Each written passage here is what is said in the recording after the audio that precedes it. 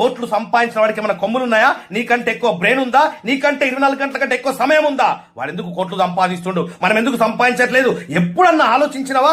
ఆలోచిస్తే నువ్వు ఇట్లా ఉంటావా? 1,00,000 రూపాయలు సంపాదించాలంటే 1,00,000 రూపాయలు సంపాదించే మనిషికుండే లక్షణాలు ఫస్ట్ రావాలా. మనిషి యొక్క స్టామినాని మర్చిపోయి 20, 30, 50 వేలకి అమ్ముడు పోతున్నాడు. పొద్దున్న లేసామా, లంచ్ బాక్స్ కట్టుకున్నామా, ట్రాఫిక్ లో హడావిడిగా బయలుదేరామా, అక్కడ పంచు కొట్టామా, సరిగ్గా సమయానికి బాస్ తిట్లు భరించామా, టార్గెట్ ని భరించామా, ఆ స్ట్రెస్ అంతా తీసుకొచ్చి పిల్ల పైన తీసామా, రాత్రికి టీవీ చూసి సప్పట్లు కొట్టి పడుకున్నామా, నెక్స్ట్ డే రిపీట్. జీవితం మొత్తం రిపీట్.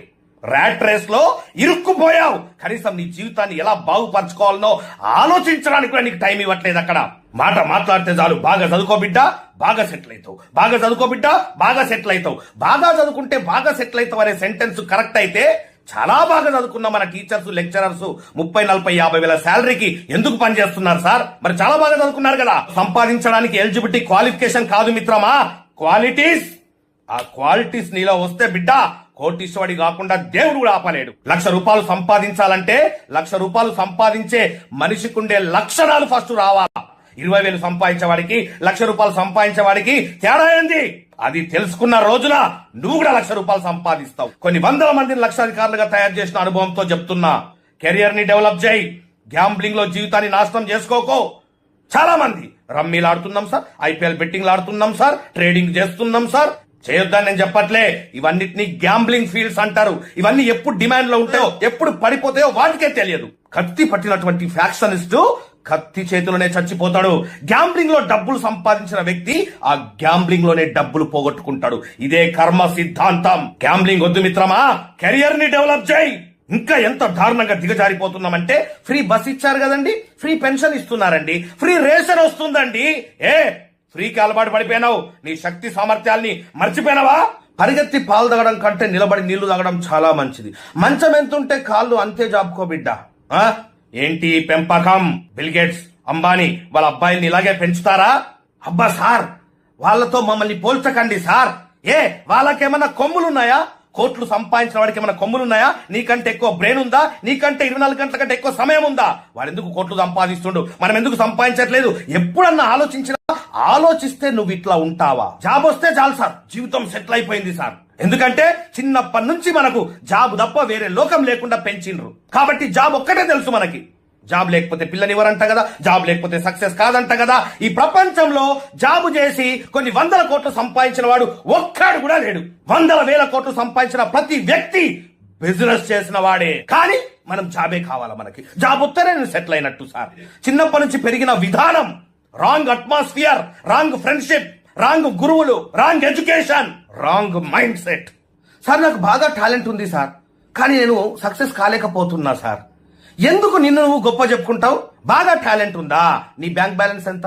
బాగా నాలెడ్జ్ ఉందా నీకు? నీ మంత్లీ ఇన్కమ్ ఎంత? నువ్వెంత సంపాదిస్తున్నావో నీకు అంతే నాలెడ్జ్ ఉన్నట్టు. నీ బ్యాంక్ బ్యాలెన్స్ ఎంత ఉందో నీ యొక్క టాలెంట్ అంతే అన్నట్టు. ఎక్కువ చెప్పుకోకు. నిన్ను నువ్వు అనుకోవడం కాదు, నిన్ను చూసి జనాలు అనుకోవాలా ఇది టాలెంట్ అంటే అని చెప్పేసి. అప్పుడు నీలో టాలెంట్ ఉన్నట్టు.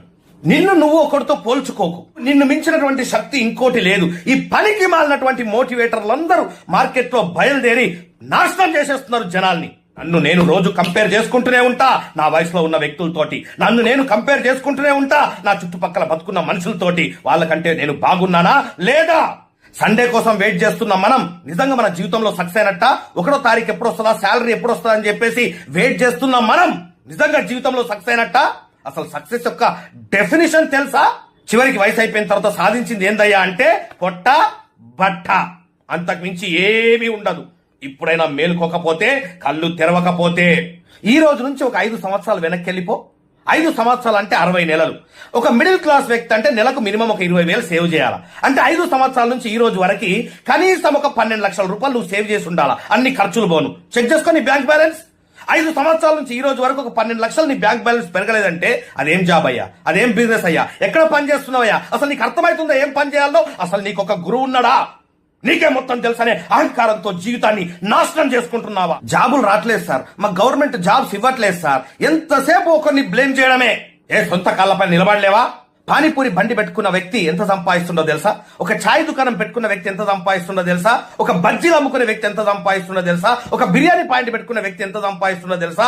వీళ్ళందరి ఇన్కమ్ 50,000 తక్కువ లేదు. ఒక ఓలా ఊబర్ లో ఒక డ్రైవర్ ఎంత సంపాదిస్తుండో తెలుసా? ఒక స్విగ్గీ జొమాటోలో ఒక డెలివరీ బాయ్ ఎంత సంపాదిస్తుండో తెలుసా? వీళ్ళెవ్వరి ఇన్కమ్ 50,000 కంటే తక్కువ లేదు.